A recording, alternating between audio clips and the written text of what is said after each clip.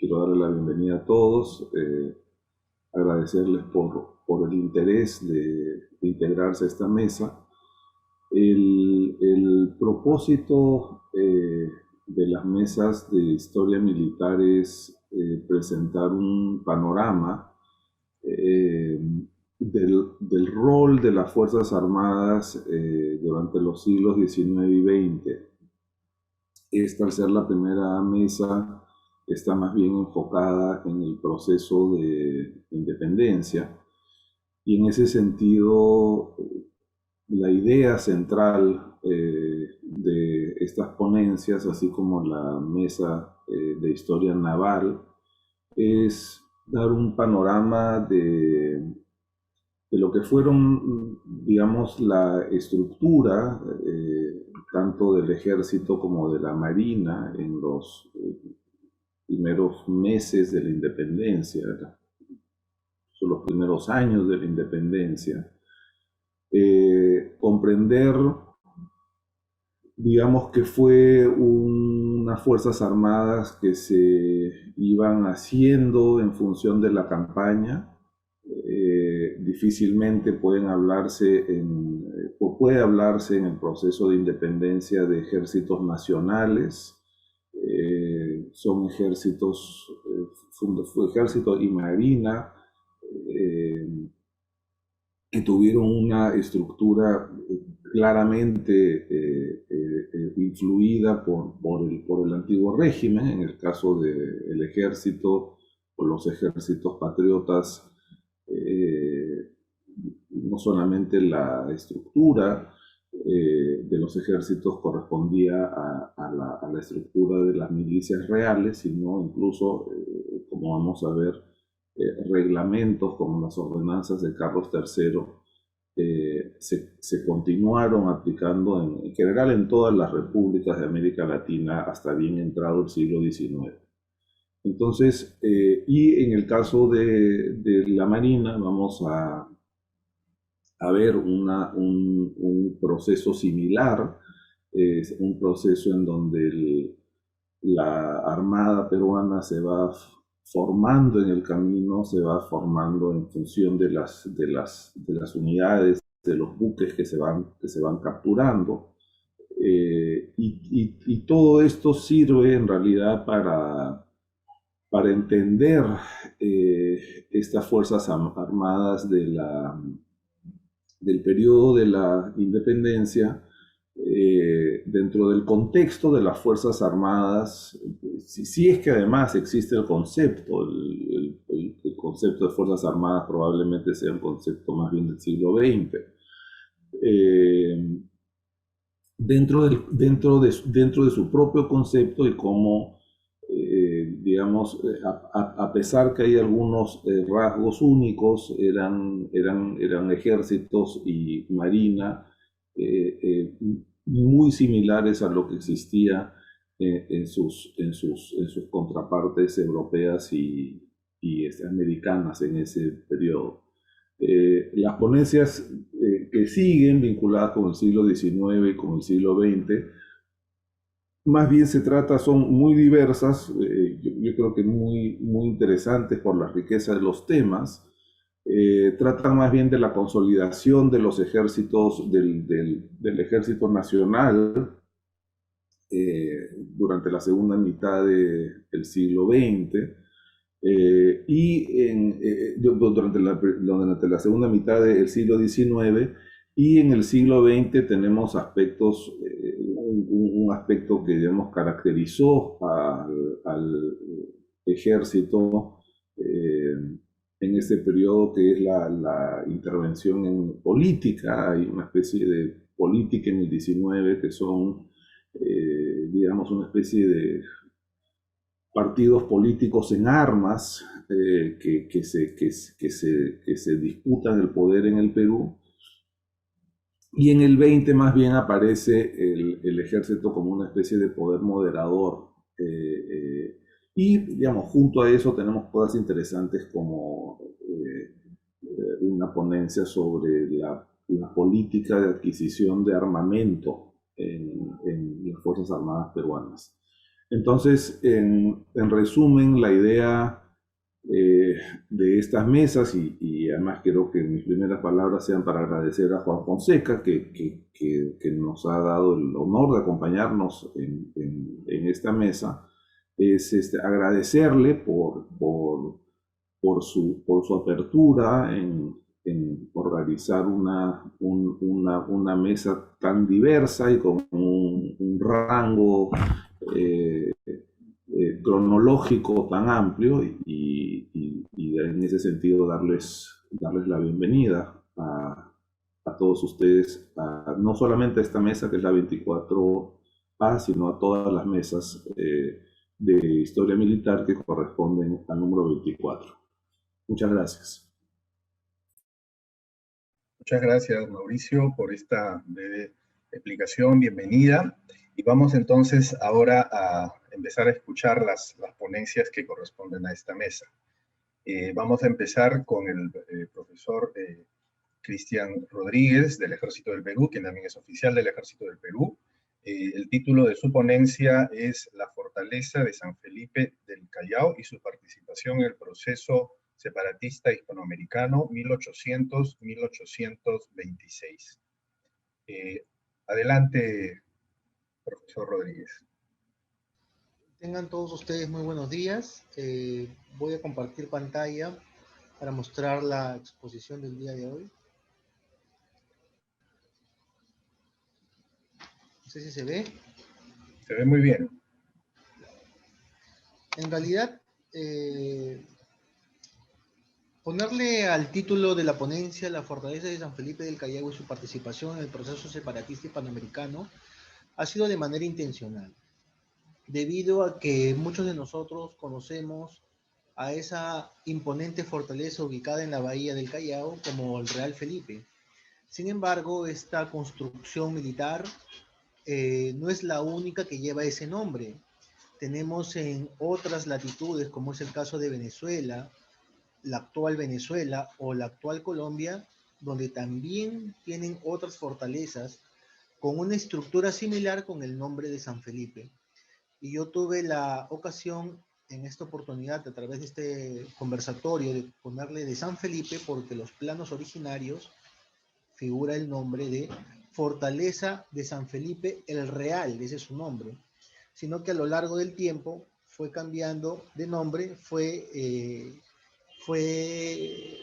siendo normado desde otra óptica y su nombre cambió, dejando de ser Fortaleza de San Felipe y convirtiéndose en el Real Felipe del Callao. La fortaleza del Real Felipe es una edificación fortificada, la más importante entre 1780 y 1850. Con el transcurrir de los años perdió su capacidad táctica y estratégica y por ende dejó de ocupar ese rol protagónico, pero participando siempre de otros eventos tan destacados como será las diversas defensas emprendidas por el virrey Amat de Junín, por las arremetidas en las campañas implementadas por el virrey Abascal y Pezuela, y posteriormente siendo protagonista como el último bastión colonial de esta parte de América, ¿no? Por no decir de la América Ibérica en su conjunto. Sin embargo, quisiera mostrar la siguiente diapositiva, ¿no?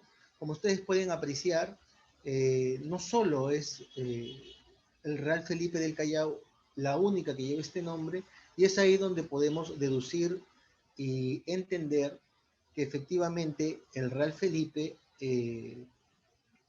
tiene un rol protagónico. ¿En qué sentido? En el sentido de que no es el único que se llama como tal, y también en el sentido de que si pensamos que el Real Felipe fue construido como consecuencia de un gran terremoto ocurrido en el Callao en 1746 y construido en 1747, no tendría ningún sentido que otras fortalezas parecidas a ella tengan el mismo nombre. Por ende, el Real Felipe del Callao tiene que ver con un proyecto borbónico para defender las costas del Pacífico Sur en contra de piratas y corsarios que venían a las costas de estas latitudes a llevarse oro y plata o asaltar las diversas embarcaciones que partían de los principales puertos de estas localidades, ¿no? Entonces el Real Felipe va a ocupar papeles protagónicos, papeles importantes, sobre todo desde que el virrey Manuel Amat Yumién termina de hacer las diversas modificaciones y defensas que implementó en los castillos del Callao. Si bien es cierto, este virrey es importante, no solo por su vida social, sino también por haber expulsado en ese contexto a los jesuitas, por haberse proclamado la independencia de los Estados Unidos y otros hechos trascendentales. Es también importante señalar que el virrey fue el que más modificaciones le hizo a esta construcción y o edificación militar. Sin embargo, también quería hablar sobre los momentos históricos y de quiebre en los cuales ha participado el Real Felipe, y está directamente relacionado con el proceso de independencia y separación hispanoamericana, ¿no? Como ustedes bien deben de saber, cuando se inician las campañas que van desde la sierra hacia Lima o desde Huaura hacia Lima, o sea, me refiero específicamente a la llegada de San Martín a la capital del virreinato peruano, no solamente se está pensando en tomar la capital, sino también en tomar el principal fortín que tiene esta localidad apostada en su principal puerto. Como podemos apreciar, vamos a poder ver el frontis de la casa del gobernador. En esta casa del gobernador era el lugar que habitaba la máxima autoridad de la fortaleza, y aquí uno de los principales gobernadores dentro de los tantos que tuvo la fortaleza estuvo José de la Mar.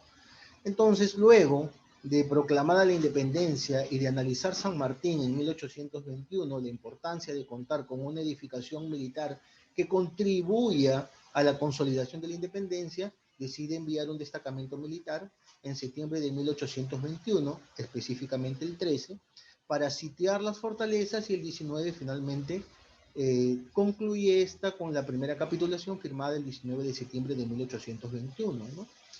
José de la Mar, en ese entonces coronel de los ejércitos reales de su majestad española, decide rendir las fortalezas porque sabía de la imposibilidad de poderse abastecer de agua, alimentos y suministros. Por ende, decide rendir las fortalezas, capitular y de paso él formar parte de las filas del ejército patriota. Otro momento importante e interesante dentro de lo que tiene que ver con las fortalezas del Callao tiene que ver con el 4 de febrero de 1824. Si bien es cierto, las fortalezas del Callao estuvieron bajo gobierno patriota, por decirlo de alguna forma, desde el 19 de septiembre de 1821 hasta el 4 de febrero de 1824, ocurre en esta fecha algo trascendental e importante. Y es de que, como bien sabemos o conocemos, San Martín se retira del Perú, llega a Bolívar, y Bolívar no tiene ningún tipo de confianza y hasta podríamos decir desprecia a las tropas chilenas y rioplatenses traídas por San Martín. Entonces, una de las disposiciones de Bolívar es acantonar un gran ejército al norte para prepararlo y enfrentar posteriormente a ese gran ejército realista sobre la Pampa de Reyes, y donde se va a ocurrir la batalla de Junín. Entonces, para él lograr su objetivo y aglutinar este gran ejército en el norte, decide sacar a los destacamentos gran colombianos que estaban en el Real Felipe y colocar en su reemplazo a esos otros regimientos y batallones bonaerenses y chilenos que lo van a ocupar desde el 5 de enero de 1824 y se van a refugiar dentro del Real Felipe. Dentro del Real Felipe el trato en realidad es bastante severo con estas tropas, no se les paga sus haberes, incluso algunos como Enrique Martínez en sus memorias señalan que efectivamente habían 6 meses de falta de pago en las tropas chilenas y bonaerenses, lo que va a ocasionar que el 4 de febrero de 1824, durante la lista de retreta, para los que no están acostumbrados al argot militar, la lista de retreta es una lista de verificación del personal que se hace a las 8 de la noche, ¿no? A través de un sonido de corneta. Todas las tropas formaron y es ahí donde 2 sargentos deciden poner sobre las armas a las tropas acantonadas en el Real Felipe. Uno de ellos se llamó Damaso Moyano y el otro Francisco Oliva. como bien conocemos, esta edificación militar también sirvió como prisión, y dentro de los calabozos o casamatas, o casas matas también se les llamaba, casamatas o casas matas, habían prisioneros españoles y uno de ellos era el coronel Casariego, ¿no? Entonces el coronel Casariego, que se encontraba dentro de las casamatas prisioneros, incita más a Oliva que a Moyano, ya que ellos se conocían desde Chile, ¿no? Porque como ustedes deben de saber, había una delgada línea dentro de lo que es la lógica de la fidelidad. Entonces tenemos a muchos soldados y muchos oficiales pasando de un bando a otro, según lo que ellos creyeran conveniente, relacionado a sus convicciones, ideas políticas, o simplemente la conveniencia, ¿no?, del momento. Entonces, con esta variedad de factores, ya Oliva había conocido a Casariego, Oliva se deja convencer por Casariego para que esas tropas insubordinadas y sublevadas, claro, desde el punto de vista de la patria o de los patriotas, se pasara al bando realista, y fue lo que hacen a partir del 9 de febrero de 1824 durante la noche, ¿no? Se terminan pasando de bando, y por eso es que cuando Robert Proctor, en ese interesante libro de sus narraciones, nos dice de que para el 10 de febrero de 1824, lo primero que le sorprendió es usar su catalejo para verse sorprendido como desde la parte más alta de los castillos del Callao flameaba la bandera de España, ¿no? Entonces ahí podemos ver o podemos analizar efectivamente eh, las tropas patriotas que habían luchado en Cancha Rayada, Maipú, y acompañado a San Martín para liberar a estos territorios americanos bajo dominio español, se terminan pasando al bando realista, ¿no? Entonces, muchos historiadores, incluso conocedores, creen o imaginan que Rodil ya se encontraba dentro de los castillos incluso antes de la sublevación, que era uno de los tantos prisioneros. Sin embargo, esto no fue así, no fue como sucedió. Rodil llega después a las fortalezas del Callao, se hace cargo después de haberse encontrado con el mariscal de Campo Monet a finales de febrero de 1824, marcha apenas llega, creo que fue el 29, si mal no recuerdo, de febrero de 1824, marcha hacia el Callao, y por orden de Canterac, él termina siendo el gobernador de las fortalezas hasta que finalmente Rodil decide no acatar la capitulación de Ayacucho del 9 de diciembre de 1824 y prolongar su resistencia durante 13 meses, en donde se refugió dentro de los castillos del Callao aproximadamente 9.000 civiles, ¿no? Para el 1 de enero de 1824, aparte de los 3.000 soldados o personal de tropa que tenía dentro de los castillos del Real Felipe, Rodil tenía 9.000 civiles, dentro de los cuales se encontraba la crema innata de la élite limeña. Lamentablemente el sitio se hizo por mar y tierra, y los suministros se iban acabando, a pesar de que el Real Felipe tiene 3 pozos de agua dentro de su edificación.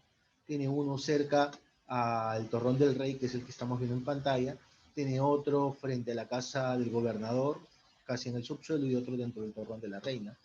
Estas aguas no son salubres, obviamente, y tomar esta para los que se encontraban sitiados dentro de ella fue perjudicial para su salud. Entonces, al no tener ningún tipo de alimentos, al no tener abastecimientos, lo primero que va a suceder en el Real Felipe son las epidemias, y van a aparecer enfermedades como la influenza, enfermedades como el escorbuto, o como lo que bien señala Rodil en sus memorias, que es la hidropesía, que son estas enfermedades conocidas como enfermedades de alta mar. La hidropesía es cuando el cuerpo comienza a hincharse por falta de vitaminas, ¿no?, proteínas, y falta de líquidos.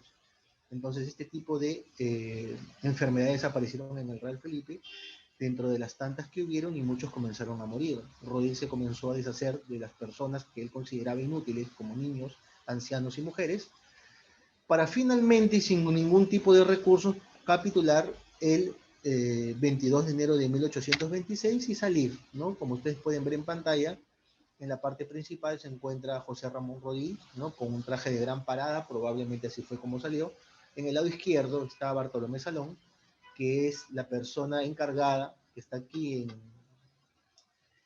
en Lima desde finales de 1824, exclusivamente para sitiar la fortaleza del Callao. Pero Bolívar no había elegido a cualquiera, o sea, Bartolomé Salón es un militar gran colombiano, que él ya se había encargado no solo de sitiar el castillo de San Felipe de Barajas en Colombia, en la actual Colombia, sino también una vez que él sitia, se convierte en gobernador y es sitiado. Entonces, con esta experiencia, Bolívar manda a traer a Salón para que se haga responsable del sitio de las fortalezas del Callao. Y como ustedes pueden ver, en el extremo derecho hay un personaje que algunos de repente no pueden identificar. Su nombre es Sir Murray Maxwell, ¿no? Sir Murray Maxwell es un almirante de la Armada Británica que después de haber tenido un intercambio epistolar con Rodil, él decide a través de esas cartas comunicarle que para él es un honor y un privilegio transportar a Rodil desde el puerto del Callao hasta La Coruña, España, donde desembarca en agosto de 1826, ¿no?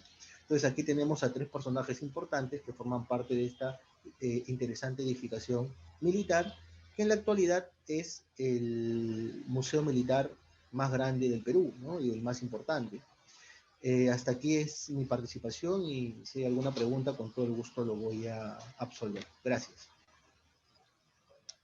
Muchísimas gracias al profesor Cristian Rodríguez por esta brillante exposición. Si podemos darle un aplauso, bueno, al estilo de ahora, ¿no? Así es que muchísimas gracias, nos ha ilustrado bastante. Y vamos ahora a pasar al siguiente ponente. Si les parece, las preguntas las guardamos para el cierre de la mesa. Así es que vamos a escuchar ahora al doctor Mauricio Novoa, cuya ponencia se titula Historia de un régimen.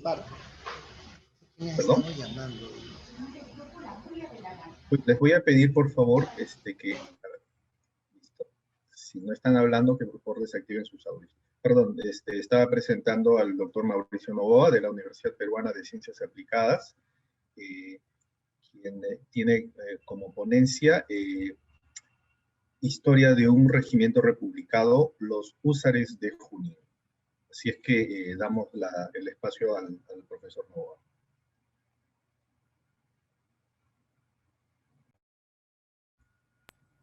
Muchísimas gracias, Juan. Nuevamente, muchas gracias por esta gentil invitación. Quiero aprovechar de darte las gracias públicas por la impecable organización de las mesas, por la impecable organización del Congreso. Sobre todo el público asistente que se conecta, del resultado final de este proceso, pero pocos saben que este resultado final literalmente son cientos de horas de trabajo previo que empezó 3 meses atrás. Entonces, quiero reiterarte las gracias, querido Juan, y felicitarte por esta organización. El propósito de mi ponencia, y voy a tratar de proyectar algunas imágenes mientras estoy haciéndola. No sé si ven las imágenes. Sí se ven, Mauricio. Gracias. El propósito de mi ponencia es un poco rastrear la historia de una de las unidades quizás más emblemáticas del ejército peruano, que son los húsares de Junín. Colocarlas, digamos, dentro del contexto de comienzos del siglo XIX, tratar de explicar su organización y darles un panorama de la historia de esta unidad, digamos, por lo menos hasta donde tenemos información con las fuentes. Es una unidad creada en 1821 y que tiene, digamos, una existencia, digamos, descontinuada, pero todavía hay actuación de los húsares de Junín en la guerra con Chile. Y yo creo que lo más importante cuando uno entiende o se aproxima a cualquier unidad que nace en la independencia es entender que estas unidades militares se organizan eh, bajo el modelo e incluso digamos, la reglamentación se hace a través de las ordenanzas para el ejército de Carlos III, promulgadas en 1768.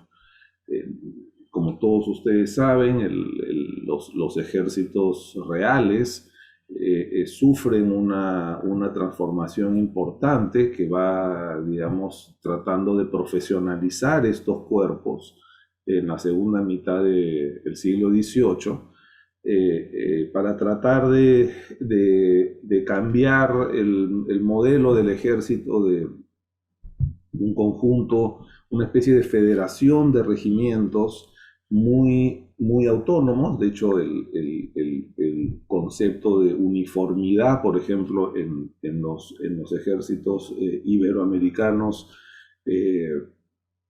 recién empieza, digamos, hacia mitad del siglo XIX. En uniformidad me refiero a tener todos un único uniforme.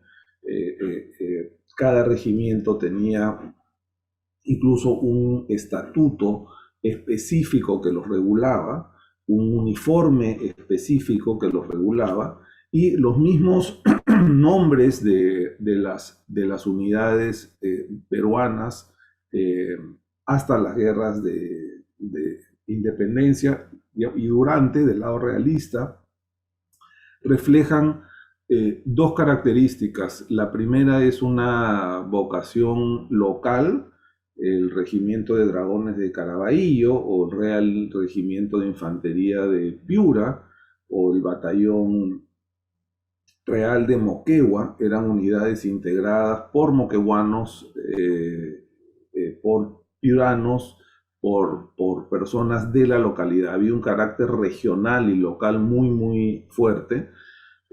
Cada una de estas unidades se organizaba privadamente, es decir, era la ciudad, digamos, personas notables que contribuían con la manutención y equipamiento de estos equipos. Tenemos algunas fuentes, pocas, pero tenemos algunas fuentes que sobreviven sobre esta lógica. Por un caso emblemático de esto en los archivos es el regimiento de caballería del Valle de Chincha, que fue financiado y armado y apertrechado durante 50 años por la familia Carrillo de Albornoz, que era, digamos, su coronel. En las digamos, distintos folios que dan cuenta de la historia de este regimiento, vemos cómo cada año los Carrillo de Albornoz compraban armamento, compraban uniformes, tambores, organizaban, digamos, los entrenamientos militares, etcétera, ¿no? Y evidentemente varios miembros de esa familia integraban el regimiento en distintos grados militares. Otra de las características de estas unidades del antiguo régimen fue el fuero, es decir, el pertenecer a una unidad militar era algo desde el punto de vista legal sumamente conveniente, porque te permitía pertenecer al fuero militar y por lo tanto estar fuera de la justicia ordinaria. Hay procesos judiciales muy interesantes para determinar específicamente a quién le tocaba el fuero y a quién no. Y esto refleja, digamos, la importancia que tenía esta, digamos, jurisdicción privada, esta jurisdicción que salía de los ámbitos de la justicia civil para la sociedad virreinal y republicana, ¿no? El fuero militar es un aspecto central de la historia republicana del siglo XX. Y la otra característica que se mantiene también en las unidades militares peruanas, por lo menos hasta la guerra con Chile, y quizás incluso en la guerra con Chile, es la porosidad entre el mundo civil y el mundo militar. Regresando al caso de, aquí tienen además a Carrillo de Albornoz con el uniforme del Regimiento de Caballería del Valle de Chincha. Usa el amarillo, característico en ese entonces del arma de caballería, en los vivos de su uniforme. Carrillo de Albornoz, a quien tienen aquí, era, en realidad, había estudiado leyes, era colegial del Colegio de San Carlos, había estudiado Derecho Canónico en la Universidad de San Marcos y se había graduado como abogado a finales del siglo XVIII. Entonces, y al mismo tiempo era, digamos, fue ascendiendo dentro de su unidad en los grados militares y terminó como coronel de este regimiento. Entonces, no hay una porosidad, una diferenciación clara como se ve en el caso peruano, sobre todo a partir de la misión francesa de 1898 entre el mundo civil y el mundo militar. Son, digamos, personas que tienen una profesión, en las milicias me refiero, que tienen una profesión en la vida civil, que tienen una actividad en la vida civil y a su vez sirven en estas unidades militares, que como les digo, en el siglo XVIII peruano, fuera de los aspectos, digamos, de proveer seguridad y protección al virreinato, cumplieron otras funciones. Había una clara idea de que, dicha por el propio Carlos III, y esto es interesante para analizar, digamos, las primeras nociones de ciudadanía en el mundo hispánico, cómo servir en las milicias y en la armada era una de las formas más altas de ejercer la ciudadanía. En el sentido que, y esto evidentemente tiene orígenes clásicos en Grecia y en Roma, como, digamos, el ejercicio pleno de la ciudadanía implicaba necesariamente el formar parte en algún momento de tu vida de una unidad militar. Todos estos elementos confluyen en 1821, cuando se forma la Legión Peruana de la Guardia. Es el nombre completo de la unidad, que es la única unidad del periodo de independencia que continúa funcionando más o menos en la lógica en la cual se formó. La unidad, y quien da cuenta de esto es Guillermo Miller, a quien ven aquí con un uniforme de mayor de artillería del Ejército Libertador. Se dan cuenta de esto por la espada, por la escarapela celeste y blanca de los ejércitos argentinos, evidentemente, digamos, influida por los colores de la orden de Carlos III, que tenía estos mismos colores y que da la inspiración para la bandera argentina, en las memorias de Miller. Y en las memorias de Miller nos damos cuenta que la unidad tenía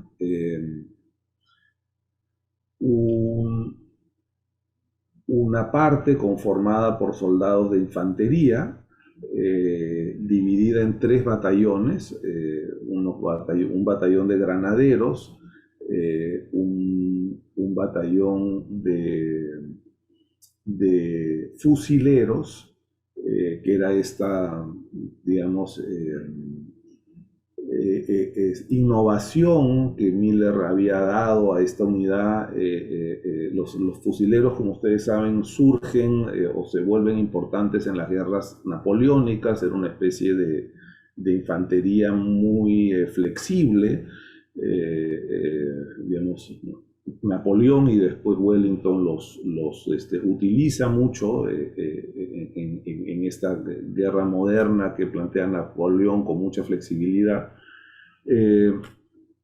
Y por otro lado, había una unidad de caballería a quien que se plantea desde el comienzo como una unidad de húsares, siguiendo una especie de reformulación de unidades que se hicieron muy populares en Polonia en el siglo XVII, que era una especie digamos, también caballería. No era exactamente una caballería ligera, pero en todo caso igual en esta misma lógica de las guerras napoleónicas, una caballería muy flexible. Y una unidad de artillería. Esos 3 elementos son básicamente los elementos que todavía continúan en los húsares de Junín hoy. En este cuadro, probablemente una de las, quizás la imagen, digamos, más digamos, contemporánea de la batalla de Ayacucho, creemos que es de Rugendas. Vemos a Sucre dirigiendo a las tropas peruanas en Ayacucho. Y si ustedes se fijan en la parte, digamos, superior izquierda, ven el pabellón rojo y blanco del Perú y ven unos soldados con gorro de oso, que corresponde a los granaderos. Los granaderos hasta el día de hoy en Inglaterra y en muchos otros sitios utilizan estos gorros de oso, con el uniforme original de los húsares de Junín, que era una chaqueta más bien azul oscuro. En ese momento se le decía azul añil, y cuando se reformuló esta unidad para el sesquicentenario, se utilizó la versión contemporánea del azul añil. Entonces tenemos a esta parte de la Legión Peruana de la Guardia, con los uniformes, en este caso al batallón de granaderos específicamente, con los uniformes que había utilizado Miller, que había diseñado Miller. Y aquí tenemos un close-up de los uniformes para que los puedan ver. Y aquí tenemos la unidad de fusileros de la Legión Peruana de la Guardia, en una linda acuarela de Pancho Fierro. La unidad evidentemente es la que está a la derecha, desfilando en la Plaza de Toros, y en el palco principal está San Martín, y abajo pueden ver en el mantón que se coloca el primer escudo de la República, el Perú, el Perú en el protectorado. Entonces, la unidad, digamos, en la batalla, en la parte caballería, en la batalla de Ayacucho, pasa a ser llamada y renombrada por Simón Bolívar, húsares de Junín. Y es, digamos, comandada, su subjefe, digamos, es Guillermo Miller. Guillermo Miller, digamos, participa en las guerras de independencia. Evidentemente, luego, digamos, están en la batalla de Torata. Otra vez, no hay muchas fuentes o fuentes, digamos, exactas, digamos, de las actuaciones de esta unidad militar con estos tres cuerpos. Pero yo aquí, y ya entiendo que probablemente estoy cerca a finalizar el tiempo de mi intervención, quiero enfocarme en tres cosas. La primera es que después de esta independencia, de la independencia y de la llegada de Bolívar, los húsares de Junín, que fue creado específicamente para los propósitos de la guerra de independencia, termina teniendo la misma suerte que todas las unidades militares peruanas en el siglo XIX, en la medida que están asociadas a determinados personajes. Y en ese sentido, por ejemplo, militares como Miller y Andrés de Santa Cruz, que son jefes de esa unidad, terminan acarreando la suerte de esa unidad militar. Es decir, en el caso, por ejemplo, de la Confederación Peruano-Boliviana, los húsares de Junín participan del lado de Santa Cruz. Y al perder Santa Cruz, digamos, la guerra, y al fracasar su proyecto de unidad con el Perú, la unidad termina desapareciendo y termina regresando cuando Miller vuelve a tener el favor del poder político. Entonces, creo que esta idea, digamos, de entender a las unidades militares peruanas como unidades, primero, organizadas dentro de la lógica de las milicias reales que se organizaron en el virreinato, en una estructura similar, en el caso de los húsares de Junín y de la Legión Peruana de la Guardia, con alguna influencia, entre comillas, moderna, traída por Miller, que se aprecia sobre todo en la incorporación de granaderos y fusileros a esta unidad. Al mismo tiempo termina siendo, digamos, un ejemplo de la inestabilidad de estas unidades militares, y cómo estas unidades militares fueron unidades que jugaron un papel en esta lógica de la política militarizada que caracterizó las primeras décadas de la República Peruana, y al mismo tiempo corrieron la suerte de esa política. Y si uno revisa la suerte de los húsares de Junín en el siglo XIX peruano, tienen la misma suerte de los políticos que esta unidad apoyó. Cuando estos políticos son exitosos, la unidad continúa. Cuando estos políticos militares del siglo XIX no son exitosos, termina la unidad desapareciendo, sus soldados siendo dados de baja, y a veces con el tiempo se van recolocando en otras unidades.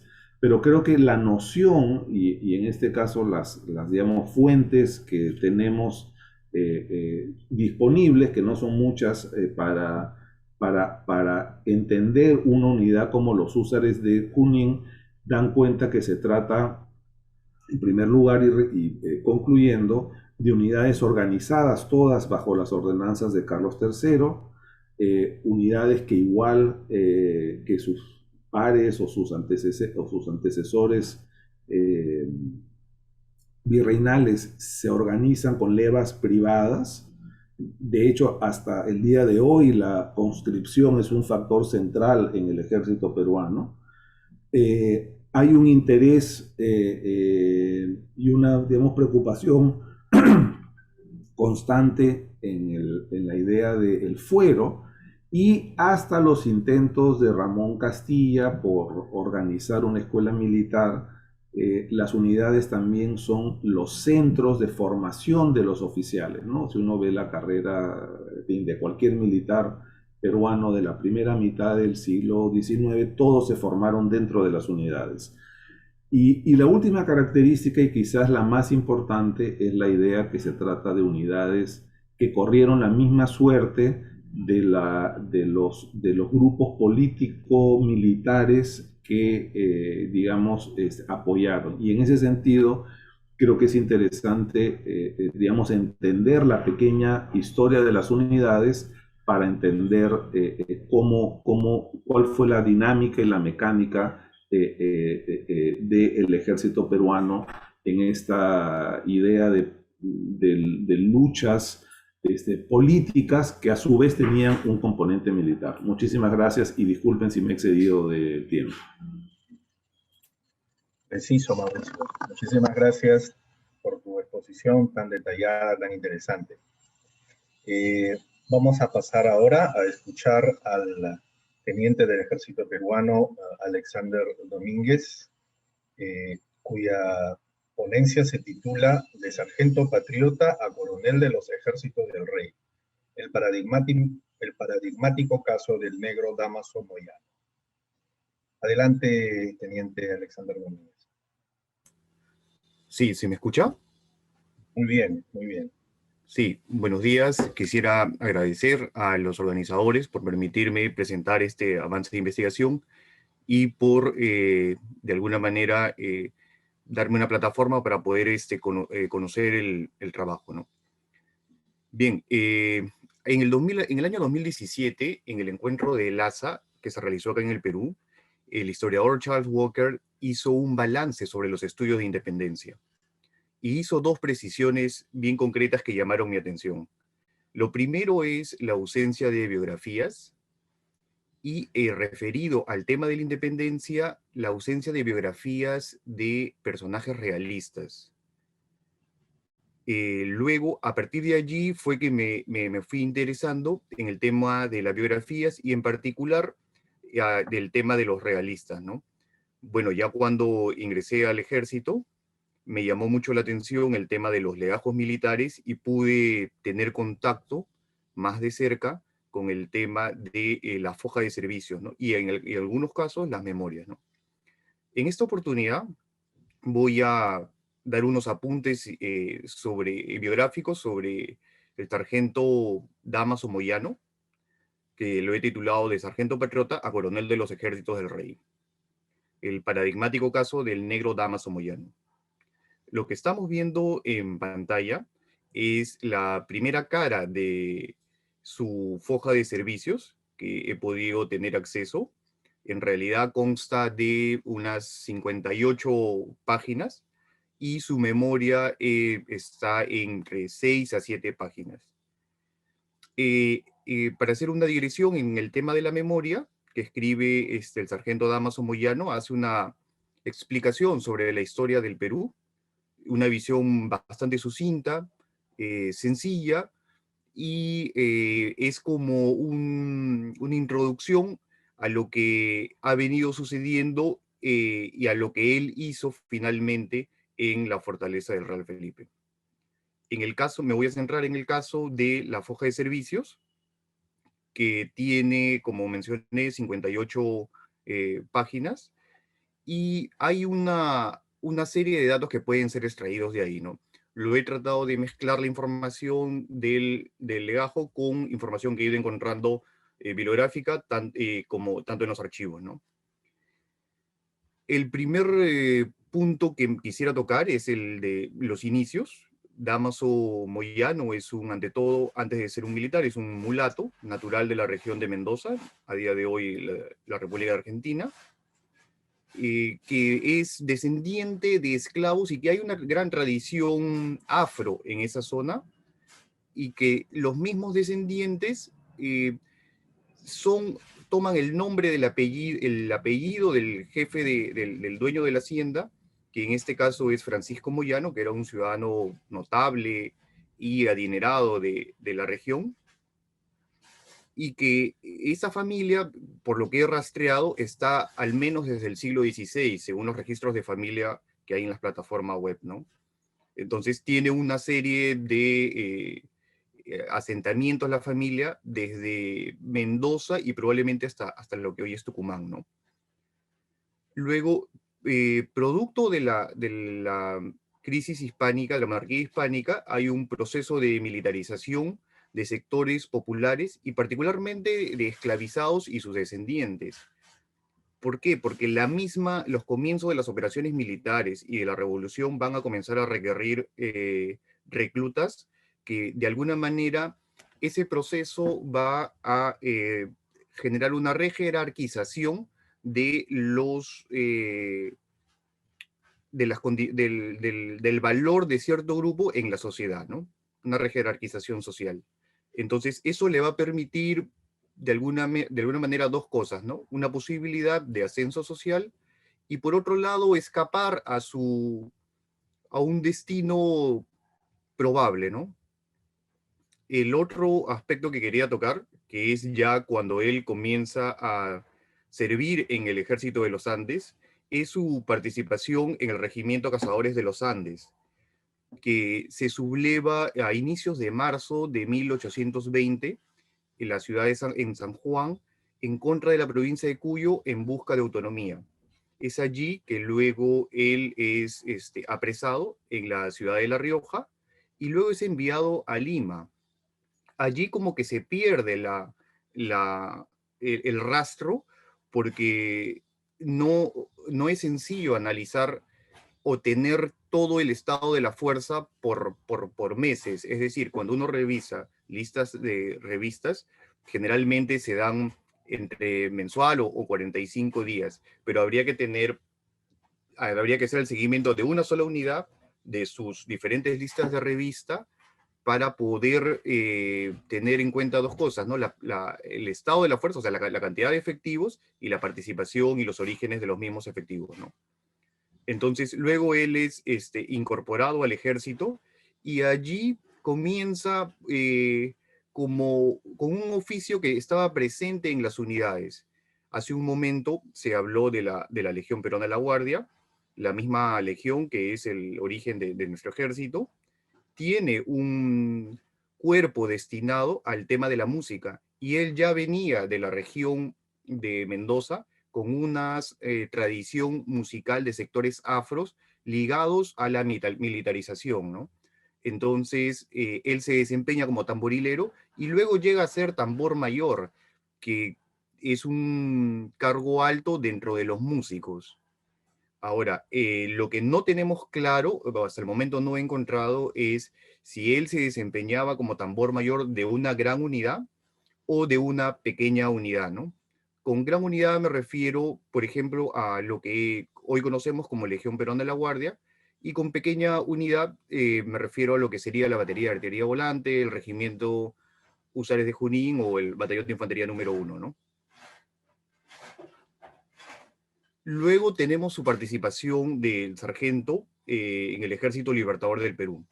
Realiza la campaña de puertos intermedios y ahí es un poco complicado seguirlo porque comprenderán que si bien él tiene un legajo, digamos, voluminoso dentro de todo e inusual dentro de los militares para su grado y para su lugar de origen, no se puede seguir el rastro en todos los legajos, ¿no? Porque en algunos legajos aparece las campañas en las que participa el militar y en algunos otros simplemente no lo consignan, ¿no? Entonces, habría que seguir rastreando en qué parte específica participó de puertos intermedios. Lo que yo he encontrado es que estuvo en Torata, ¿no? Pero es algo todavía poco fiable, ¿no? Quisiera encontrar de repente una lista de revista que me ayude a determinar y a ser más verídico, ¿no? Luego es destinado al Regimiento Río de la Plata. Este es un regimiento de los que trajo San Martín, de lo más numeroso, y como se mencionó hace un momento, a la llegada de Bolívar eran despreciados los militares sureños, rioplatenses y chilenos, y que luego, tras 8 años de servicio y buena conducta, es ascendido al grado de sargento primero, ¿no?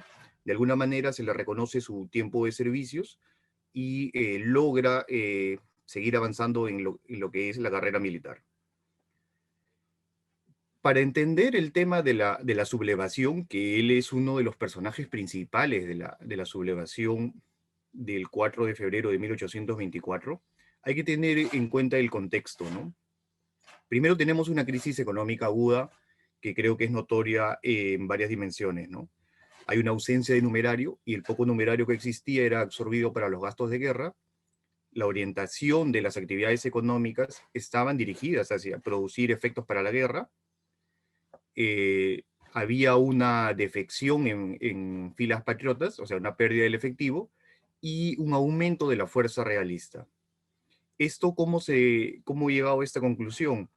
Esto lo mencionan algunos historiadores que trabajan el tema militar y el tema de las campañas, y sobre todo en que, haciendo un análisis de algunos legajos en el Centro de Estudios Históricos Militares, no todos están hay una serie de combinaciones que algunos están en algunas campañas y otros no lo están, pero si uno hace las sumas y restas de, bueno, la muestra que tengo, que es prácticamente 50 legajos, es prácticamente la mayor pérdida la sufren la fuerza patriota, ¿no? Claro que no es representativa, pero es un comienzo, ¿no?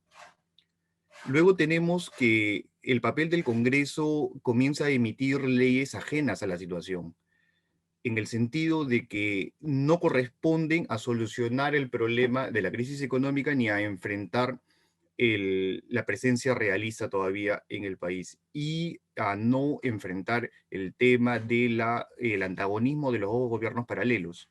Un ejemplo de leyes que no estaban acorde a la situación es la restitución de los bienes a los españoles, ¿no? También tenemos que hay varios conatos de motín por falta de pagos. Eso se colige a través de que los recursos eran escasos y los soldados, generalmente la tropa, estaba impaga, o a veces, como en las campañas de puertos intermedios, a algunos no se les reconoció el pago por la pérdida, justa por lo infausto de la campaña, ¿no? Luego tenemos una coexistencia de dos gobiernos antagónicos, el gobierno de Torre Tagle y el de Ribagüero, y que luego el de Ribagüero será apresado por La Fuente, y a ese será la base de la fuerza del ejército que quiere formar Bolívar, ¿no? Todos esos aspectos me van a permitir entender un poco lo que es la sublevación del Callao, donde Dámaso Moyano es uno de los personajes, no es el único, pero es uno de los personajes principales, ¿no? Junto, como mencionó el teniente Rodríguez, a Oliva. ¿Qué sucede? Que al solo tener estos dos legajos, bueno, tanto el de Casariego, el de Isidro Laix, que también se ha podido hallar, se conoce solamente los de ellos. Probablemente hayan otros, porque en la guarnición del Real Felipe habían cerca de 1.500 efectivos. Entonces, estamos hablando de prácticamente los líderes de la sublevación, pero que no son los únicos. Entonces, hay unos informes de situación de las tropas en el Real Felipe por parte de O'Higgins, que pasa por Lima, y Tomás de Heres, que le escriben sendas cartas a Bolívar demostrándole el descuido, el abandono y la falta de pago de los soldados. Y le hacen presente el deficiente manejo del general Enrique Martínez. Y claramente el historiador chileno Diego Barros Arana menciona el tema de la falta de comando. La falta de comando en el ámbito militar se entiende como la incapacidad de manejar personal o de dirigir un cuartel para poder llevar a cabo los objetivos, ¿no? Tanto en operaciones como en tiempo de paz. Esa situación de incomodidad, de abandono, de descuido, de no tener prácticamente qué comer, generó un peligro inminente, una bomba que iba a estallar tarde o temprano. Y luego eso se da en la sublevación del 4 de febrero de 1824. Como mencionaron hace un momento, se da en la lista de retreta a las 8 de la noche, donde hacen su servicio de guardia y ahí conminan a a las otras fuerzas, a los miembros de la fuerza de la guarnición, a adherirse. Se intenta de alguna manera contener la sublevación, pero ante la cantidad de hombres es imposible y se terminan adhiriendo, ¿no? Entonces tenemos que hay una guarnición de 1.500 hombres, que al día de hoy ya sería una división prácticamente, es bastante grande, sobre todo para la época, que está conformado por el Río de la Plata, el Regimiento 7 y 8 de los Andes y 100 artilleros chilenos. Damaso Moyano pertenecía al Río de la Plata, que era básicamente un regimiento de mulatos mendocinos. Luego tenemos que, como mencioné, que hay otras unidades que fueron insuficientes para contener la sublevación y se adhieren. Tras eso sigue una negociación infructuosa bajo las órdenes del general Martínez, que intenta hacer un estratagema para sorprenderlos y lograr capturarlos, a lo que caen en la cuenta los sublevados y deciden romper las negociaciones que se dan en el área de Bellavista.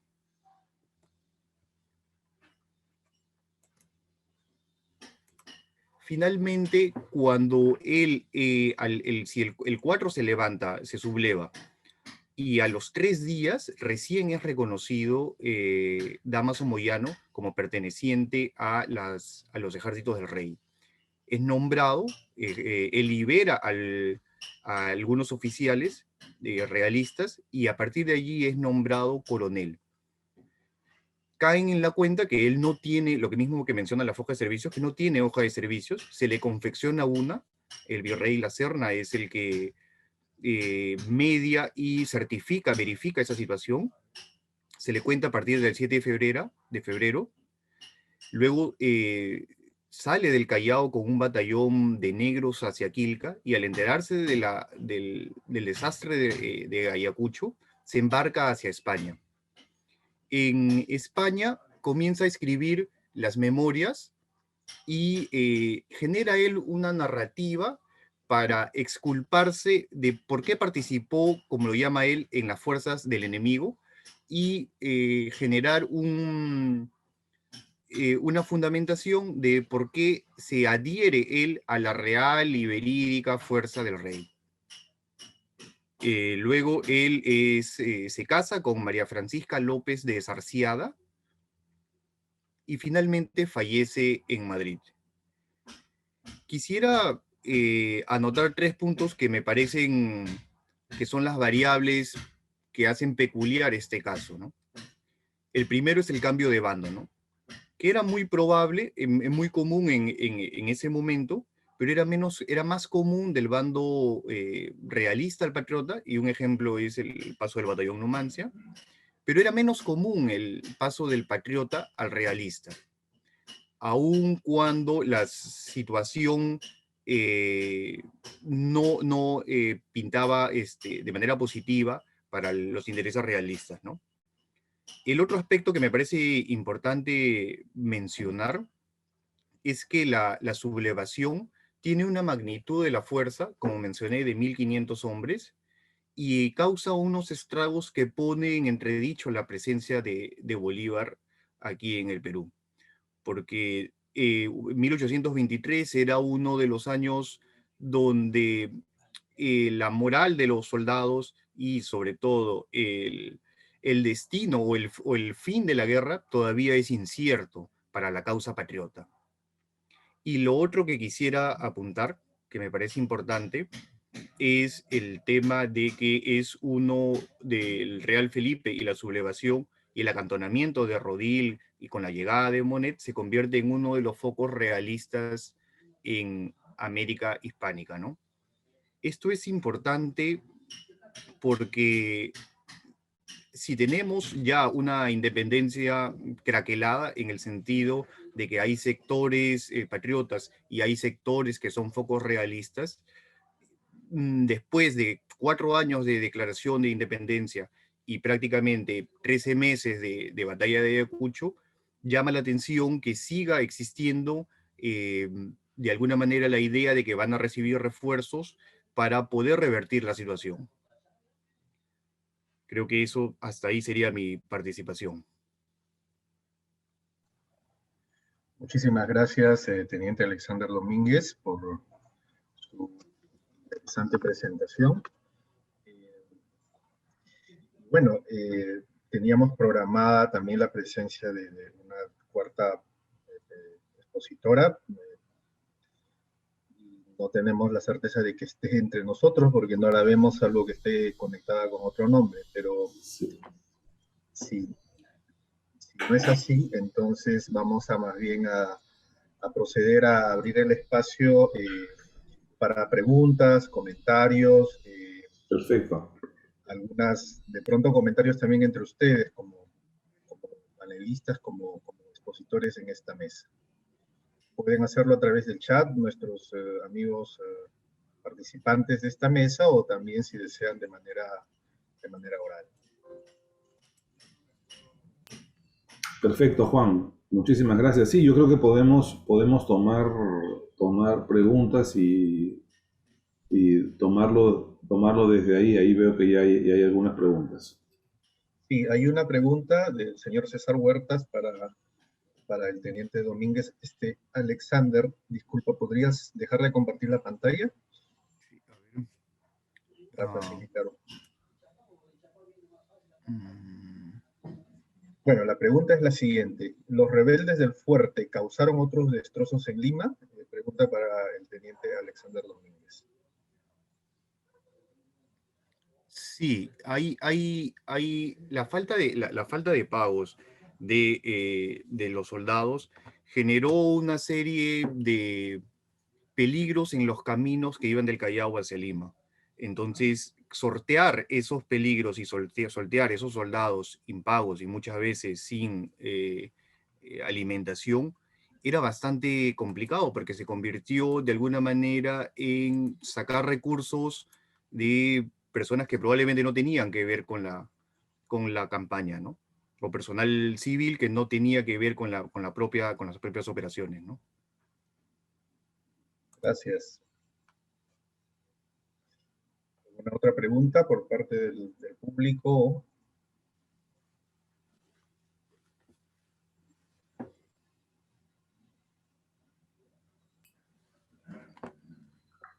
Sí, mientras esperamos las preguntas, Juan, yo creo que quería agradecer a Alexander y Cristian por su participación.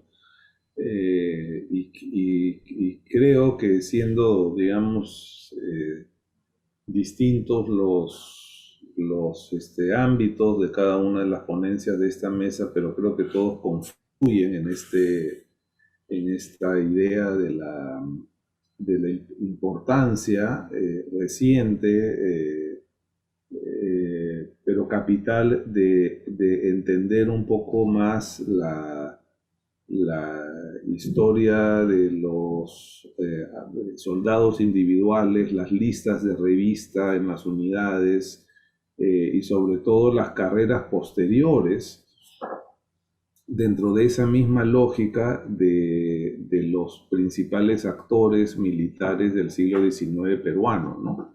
Y yo creo que digamos, en los 90 hubo mucho énfasis en la historia, digamos, en la gran historia institucional, en la actuación política de los caudillos, pero se perdió de vista cómo la suerte de los caudillos estaba atada a sus unidades militares, ¿no? Entonces creo que eso es sumamente interesante. Muchas gracias. Hay una pregunta del señor Juan Carlos de la Torre al teniente Domínguez de nuevo. ¿El personaje que viajó a España fue aceptado allí como militar?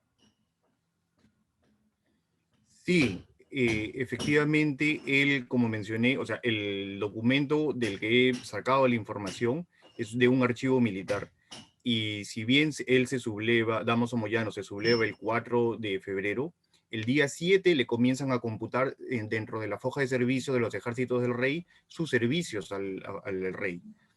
Él es nombrado coronel y por la antigüedad se le da el título o el grado de brigadier. Ok, muchas gracias. Una pregunta también para Mauricio Novoa. ¿De qué magnitud era la inversión necesaria para organizar un regimiento, como es el caso del regimiento de la familia Carrillo? Gracias. Mira, era una inversión importante, o sea, ellos asumían todos los gastos de la unidad. En las listas de revista que hay, por lo menos de este batallón, de este regimiento de caballería del Valle de Chincha, hay una relación pormenorizada de gastos de armamento, eh, como ha señalado, que me pareció muy interesante Alexander, instrumentos musicales, tambores, timbales, todo lo que se necesitaba para tener una banda de música que además tenía pues una función social dentro del espacio urbano del virreinato, ¿no? Tocaban en las retretas, etcétera, uniformes, etcétera, ¿no? Entonces, digamos, en el caso del regimiento de caballería del Valle de Chincha, es el caso en donde tenemos una unidad básicamente solventada por los principales propietarios de la región. Ellos eran los propietarios emblemáticamente de la Hacienda San José. Pero tienes otros casos en donde es más bien el cabildo, por ejemplo, de la ciudad que financia estas unidades. Y tienes otros casos que son aún más interesantes, que son estas milicias andinas, ¿no? Ahí está el regimiento, por ejemplo, de infantería de patricios del Cusco. Entonces ahí tienes que la corporación de nobles cusqueños, descendientes de las panacas reales, tenían una unidad militar y se habían organizado en torno de una unidad militar, ¿no? Hay un tema, creo, muy interesante que falta, digamos, analizarlo con más detenimiento, y es la suerte, digamos, de las personas y las unidades militares que combatieron, las unidades militares indígenas, con líderes, o sea, caciques, y tropa indígena que combatieron a Tupac Amaru. Hay una idea evidentemente errada que Tupac Amaru fue combatido solamente por tropas peninsulares, ¿no? Entonces, ahí yo creo que hay todo un mundo. Nosotros, curiosamente, estas tres ponencias han versado de unidades militares cuya actuación está más bien vinculado a la costa peruana, pero hay todo un mundo, digamos, andino de unidades militares que ha sido muy poco explorado. Muchas gracias, Mauricio. Teniente Domínguez, está muy requerido. Otra pregunta, dice, ¿existe alguna información acerca de si el personaje que viajó a España fue discriminado o no por el color de su piel? Mire, no tengo información sobre eso porque la información que nos brinda el legajo es prácticamente administrativa o sobre los hechos sucedidos aquí, ¿no? Lo que faltaría es hacer un estudio sobre eso, ¿no? Para eso probablemente tendría que buscar gente o soldados o emigrados que hablen de él, ¿no? Lo cual lo veo un poco improbable, ¿no? Pero lo voy a tomar en cuenta.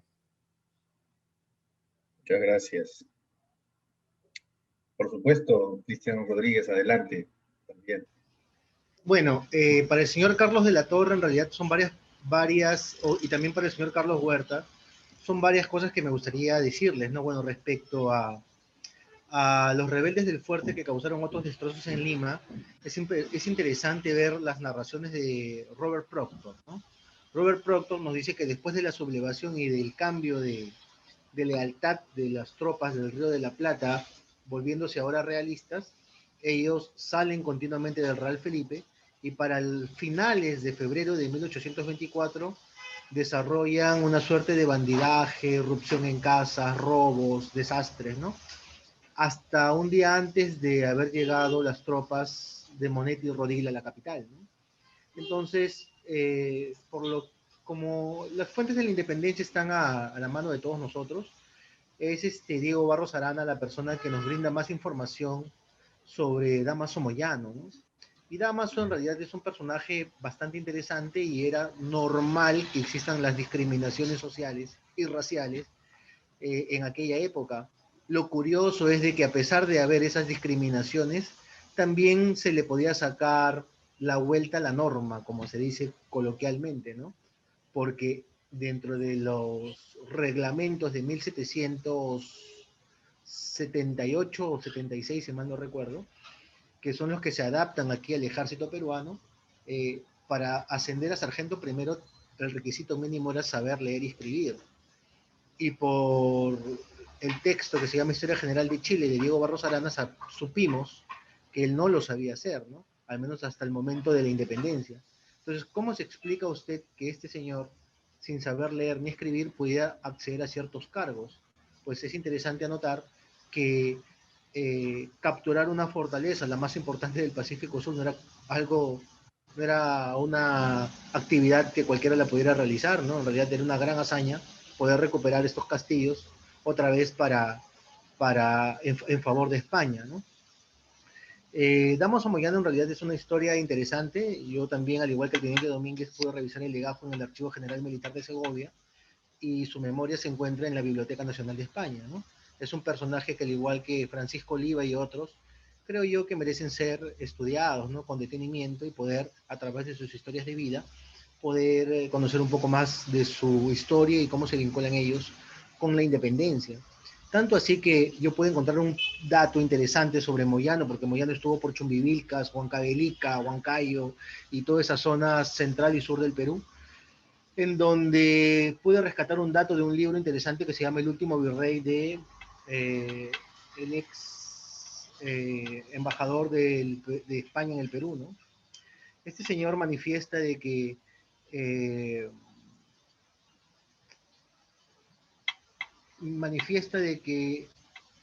fue captado Moyano haciendo una sopa de papas, ¿no? En Chumbivilcas y casi abatido por una avanzada patriota, ¿no?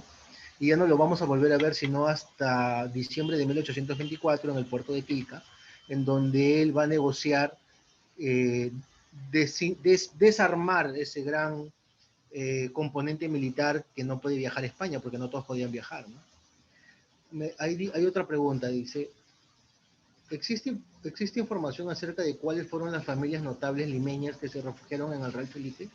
Bueno, en realidad sí existe una tesis de un historiador de la Universidad Católica que habla específicamente sobre las élites, ¿no? Lo curioso es de que cuando él empieza su tesis, él dice, no voy a hablar ni de lo militar, ni de lo político, ni de lo social, parece que no hablar de nada, solamente de la élite limeña en el Real Felipe, ¿no? Pero si usted quiere más detalle, en realidad existe algo en el Archivo General de la Nación que se llama protocolos notariales.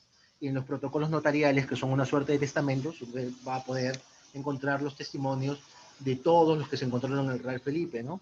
Cabe señalar que dentro del Real Felipe estuvo alguien tan importante como el expresidente José Bernardo de Tagle y Portocarrero Marqués de Torre Tagle, el conde de San Isidro, y una importante élite limeña que firmó el acta de la capitulación, el acta de la independencia, y que terminan siendo autoridades o terminan siendo, como el caso de el conde de Villar de Fuentes, que se llama José González de la Fuente y de la Fuente González, termina siendo alcalde de Lima bajo régimen realista, ¿no? Después de haber firmado el Acta de la Independencia.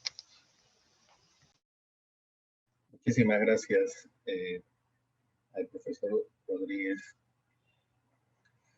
Bueno, si no hubiera mayores preguntas, si me permiten un comentario personal, de hecho que lo voy a decir desde mi poco conocimiento de la historia militar, pero como muchos de quienes están acá siguiendo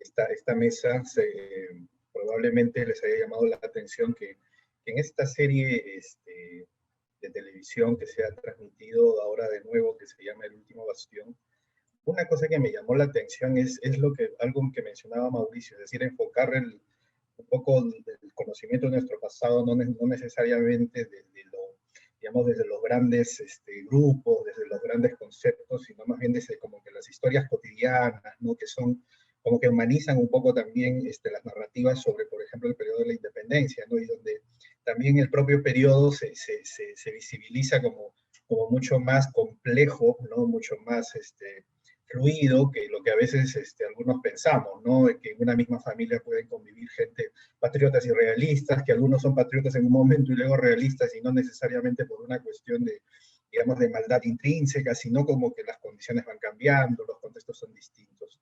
Entonces, me ha llamado mucho la atención por eso que los enfoques que han planteado han ido un poco a esas como historias más de personas, ¿no? De situaciones pequeñas, digamos, pero que a partir de las cuales justamente se construye la historia más macro. Entonces, si me permiten solicitarles que como cierre de la mesa, pudieran ustedes hacer algún comentario final un poco relacionado con el lema del Congreso, que es repensar la República, ¿no? Es decir, cómo desde los trabajos que ustedes han desarrollado y de manera particular a los oficiales Alexander Domínguez y Cristian Rodríguez, ustedes, cómo podríamos aportar, cómo podrían repensar un poco la República desde estos espacios de investigación, como también de la propia visión del Ejército del Perú, que ciertamente es muy amplio, pero ustedes de alguna manera están acá representando en este gran congreso a esa voz, ¿no? Entonces nosotros estamos encantados ciertamente de escucharlos, y también un poco para cerrar este espacio, tal vez oír un poco sus reflexiones sobre esta cuestión de cómo vamos repensando la República o lo republicano. Se los dejo si desean comentar algo y sí, luego podemos cerrar. Juan, yo solamente antes que Cristian y Alexander puedan comentar, lo que tú dices es muy cierto en el sentido que uno no puede hacer historia de adelante hacia atrás. O sea, en 1821, la situación de un peruano promedio que veía que había un pequeño ejército conformado por argentinos y chilenos y un poco de ingleses, estaba llegando al Perú, y yo te diría que muy poca gente le daba mucho crédito a esa iniciativa. O sea, es poco probable que la mayoría de peruanos, por lo menos inicialmente, haya visto con buenos ojos esa iniciativa. Primero porque eran foráneos. Digamos, ningún peruano, lo que te quiero decir, ningún peruano en julio de 1821 sabía que se iba a ganar Ayacucho. O sea, nosotros lo sabemos, porque ya sabemos lo que ha pasado, pero ningún peruano lo sabía en ese momento, ¿no? Entonces creo que esto explica muchas de estas dinámicas en la vida cotidiana que tú señalas. Es decir, si yo había servido toda mi vida en el regimiento de caballería de Chincha,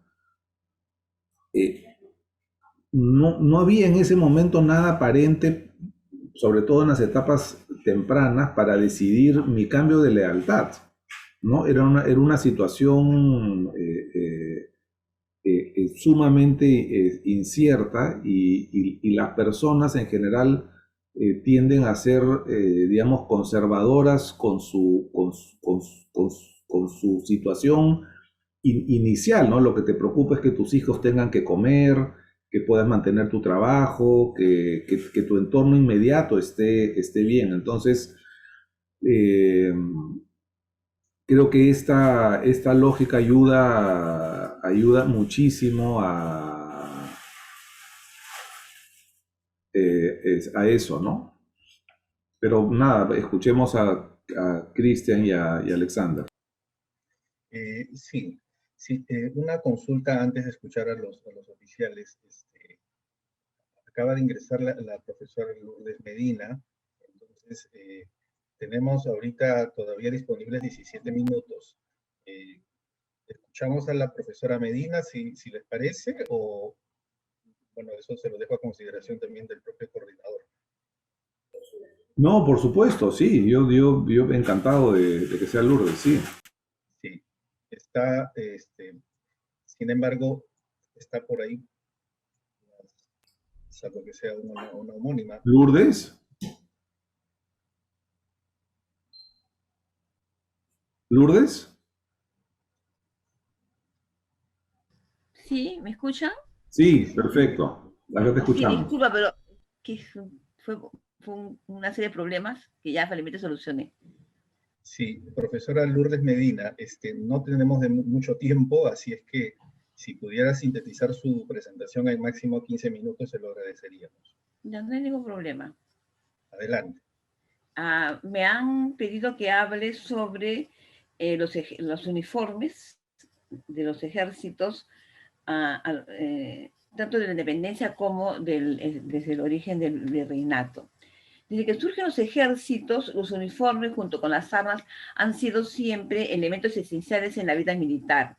En el mundo antiguo, los primeros combatientes emplearon diversos elementos para distinguirse, tales conforme la sociedad progresa, los cuerpos especializados para la guerra se hacen permanentes. Aunque no puede precisarse con exactitud cuándo nacen estos ejércitos, sí puede afirmarse que estos quedan institucionalizados con la vida urbana, la civilización y el Estado. Al establecerse el virreinato en el Perú, España no quiso organizar un ejército permanente. Se limitó a crear cuerpos de guardias como alabarderos, que acá podemos apreciar, lanzas y arcabuces que vestían uniformes muy vistosos y que, por lo que se deduce que su función era más honorífica que guerrera. Es a mediados del siglo XVIII cuando el guerrilla Manuel Amat, para diferenciar los cuerpos de milicias de ese entonces, designó uniformes muy vistosos y coloridos que fueron financiados por el comercio de Lima o por los mismos milicianos.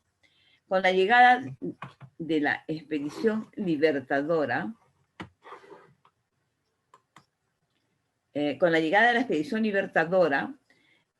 vamos a encontrar ya que se inicia la formación de lo que podemos llamar las primeras unidades peruanas. Sin embargo, quiero resaltar esa figura que es un miliciano, es un dibujo de la época, lo encontré en un archivo, data de 1813, y aquí nos representa a un soldado de las milicias del virreinato, pero vistiendo el uniforme. Pueden ver ustedes el pantalón, la casaca, lleva una especie de fusil, pero en realidad no es un fusil, es una madera en la cual han colocado en la punta una especie de cuchilla, porque el indígena no podía utilizar armas de fuego. Entonces le permiten utilizar esas armas digamos, armas blancas. Disculpe, profesora Lourdes, Esta profesora, imagen, profesora ¿aló? Medina, ¿está usted compartiendo pantalla? Sí, supongo que sí. No se ve nada. Si pudiera, por favor, activarlo abajo en la flechita verde que dice compartir pantalla.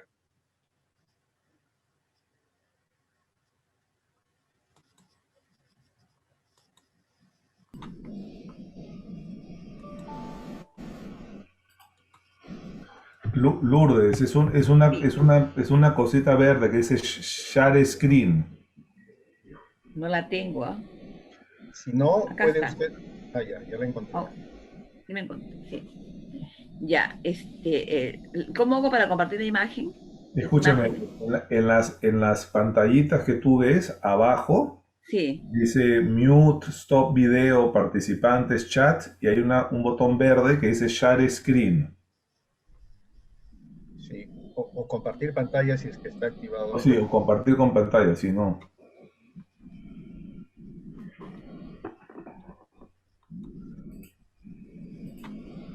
¿Lo ves?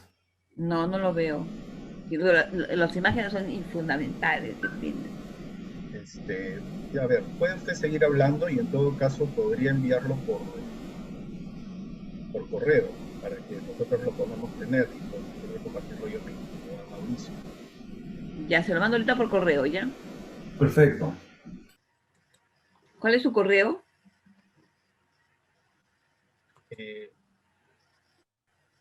Mejor al de Mauricio. Ya, mejor se lo mando al de Mauricio. Sí, Cristian. o al de Cristian, el que tengas más fácilmente a la mano.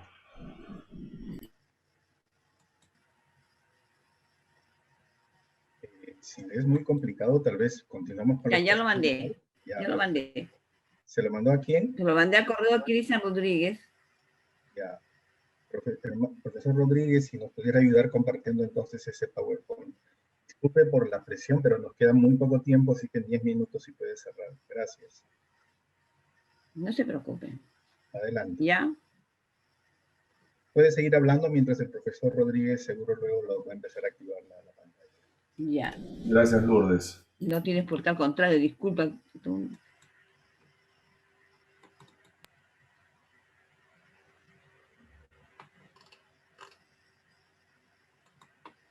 Bien, en los ejércitos, los uniformes surgen en los ejércitos, diríamos, cuando estos renacen a partir del siglo XV y XVI. Y acá en el Perú, al establecerse el virreinato peruano, España no quiso organizar, la corona española no quiso organizar un ejército permanente y se limitó a crear cuerpos de guardia como alabarderos, lanzas y arcabuceros que vestían uniformes muy, muy lucidos, de los que se deduce que su función era más honorífica que guerrera. Es a mediados del siglo XVIII, cuando el virrey Manuel Amat y Juníet, para diferenciar los cuerpos de milicias de ese entonces, designó uniformes muy vistosos, coloridos, que fueron financiados por el comercio o por los mismos milicianos. Con la llegada de la expedición libertadora, se inició la formación de las primeras unidades de lo que podemos llamar el Ejército del Perú. Y entre estas primeras unidades podemos nosotros encontrar que estuvieron los escuadrones auxiliares de Ica, el Batallón Leales de Perú y Cazadores del Ejército. A ellos se les dotó de uniformes esas unidades fueron organizadas entre octubre y diciembre de 1820. Usaron en un inicio vestuario similar al que vestía la tropa rioplatense y chilena, azul, turquí, distinguiéndose solo por los colores de los vivos, vueltas y barras. Sin embargo, la primera referencia de un uniforme peruano nos las da el entonces coronel Guillermo Miller, quien en su memoria refiere que fue quien diseñó el uniforme de la Legión Peruana de la Guardia, el cual estaba compuesto de casaca azul con cuello y vueltas encarnadas, barras y vivos blancos. Dice también que los granaderos tenían gorros altos de piel de oso y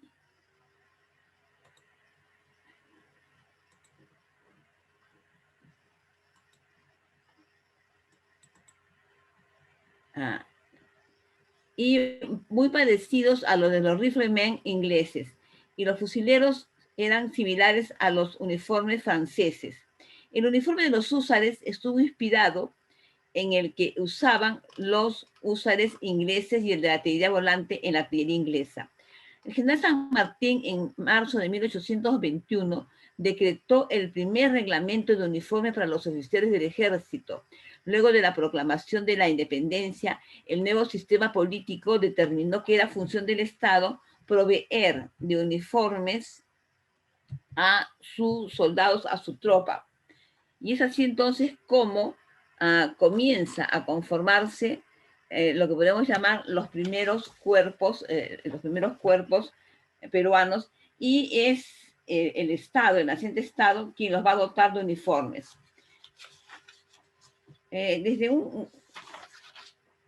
Y estas unidades fueron el Escuadrón Auxiliares de Ica, los batallones leales del Perú y cazadores del ejército, organizados entre octubre y diciembre de 1820. Usaron desde un inicio un vestuario similar al que vestían las tropas rioplatenses y chilenas, azul turquí, distinguiéndose solo por los colores de los vivos, vueltas y barras. Sin embargo, la primera referencia peruana que tenemos sobre un uniforme nos las da el entonces coronel Guillermo Miller, quien en su memoria refiere que fue el quien diseñó el uniforme de la Legión Peruana de la Guardia, el cual estaba compuesto de casaca azul con cuello y vueltas encarnadas, barras y vivos blancos. Dice también que los granaderos tenían gorros altos de piel de oso, los cazadores morriones parecidos a los riflemen ingleses y los fusileros similares a los franceses.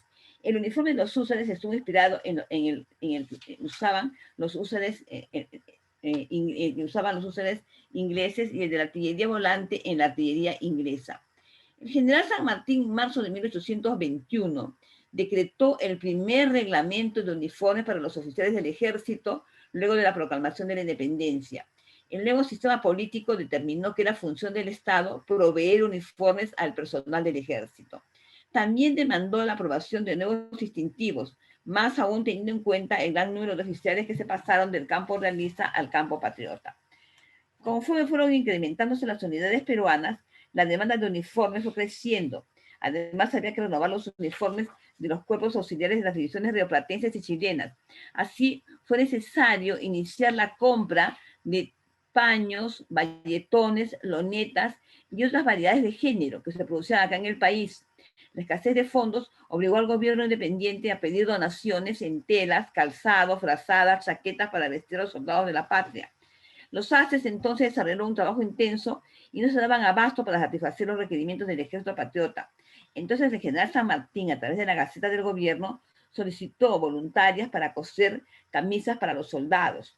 La respuesta sobrepasó las expectativas porque las monjas de los conventos, colegios y beaterios se ofrecieron para confeccionar dichas prendas. Las señoras se organizaron por cuadras, barrios y cosieron más de 5.000 camisas. Pronto este ejemplo fue imitado por todas las provincias.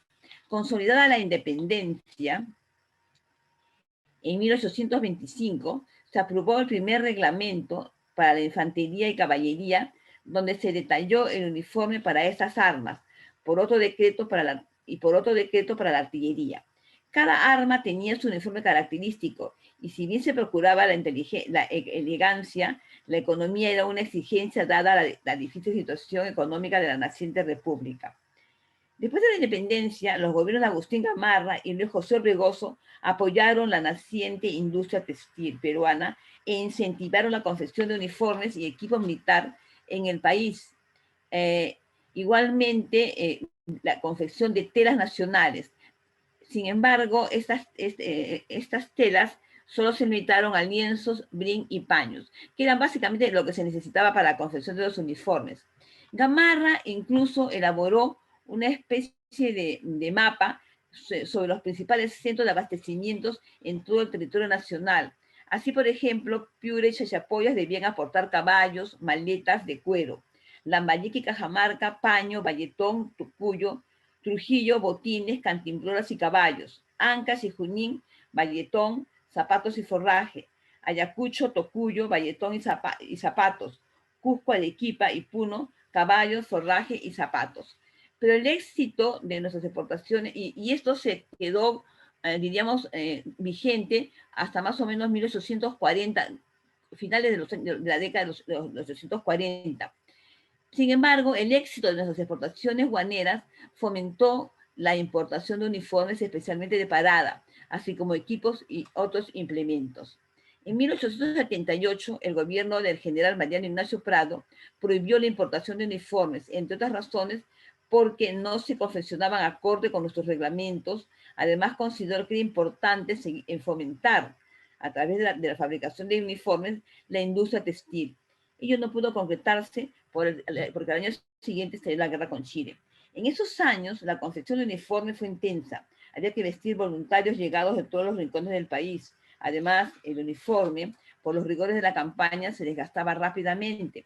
A la sazón se organizaba una junta de vestuarios para realizar contratos para la adquisición de uniformes, zapatos y equipo.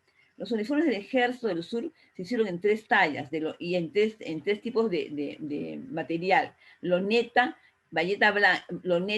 y bayeta blanca, y se componían básicamente de chaqueta, pantalón, escarpines, y de nin azul y blanco. En cuanto a los soldados de la resistencia de la Breña, también vistieron una vistura de uniformes. Las condiciones en que combatieron hicieron muy difícil uniformarlos, pero cuenta el general Andrés Avelino Cáceres que para darles un distintivo que los caracterizara, dispuso que la tropa llevara una cinta encarnada en los sombreros y un cubrenuca blanco, que luego fue rojo. Asimismo, con los pocos fondos que contaba, se compró tocuyo sargado azul para confeccionar los uniformes de los soldados. Esos uniformes acompañaron a los soldados militares peruanos en aquellos hace 2 años. Fueron testigos de su sacrificio y en muchos casos, muchos de esos soldados murieron, y los uniformes, a la hora que se ha comenzado a hacer la investigación arqueológica, han comenzado a aparecer y muchos de ellos han encontrado en muy buen estado.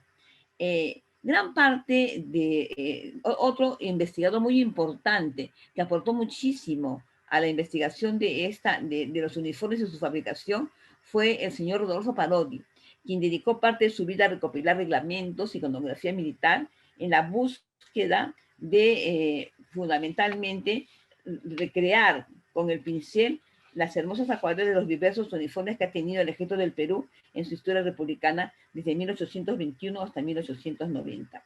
Profesora Medina, mil disculpas, lo que pasa es que necesitamos esta sala de Zoom para la siguiente mesa. Ya, entonces, con esto termino. ¿Qué les parece si más bien hacemos lo siguiente, porque también quedaron preguntas pendientes? La siguiente mesa de esta serie es la de Historia Naval. Entonces, más bien si todos cerramos esta mesa y nos vamos a la mesa de Historia Naval, y ahí la profesora Lourdes Medina puede continuar con su lectura tranquilamente, porque en esa mesa solo hay 3 expositores, esto lo estoy coordinando con el profesor Novoa, y también ahí de pronto las respuestas que quedaron pendientes de los oficiales Alexander Domínguez y Lisa Rodríguez puedan darse. ¿Les parece? No hay problema, no hay problema. Perfecto. Mil disculpas, lo que pasa es que somos así como el ejército, voy a decir, no podemos pasarnos de la hora porque esta misma sala la usa la sala siguiente y no podemos complicarla. Mil disculpas, muchísimas gracias. Entonces continuamos con ustedes, como que nos tomamos 5 minutos de cafecito y volvemos a las 11 en la sala de Historia Naval, donde va a continuar la profesora Lourdes Medina y también los otros expositores. Muchas gracias. Gracias. Nos vemos. Bicentenario del Perú.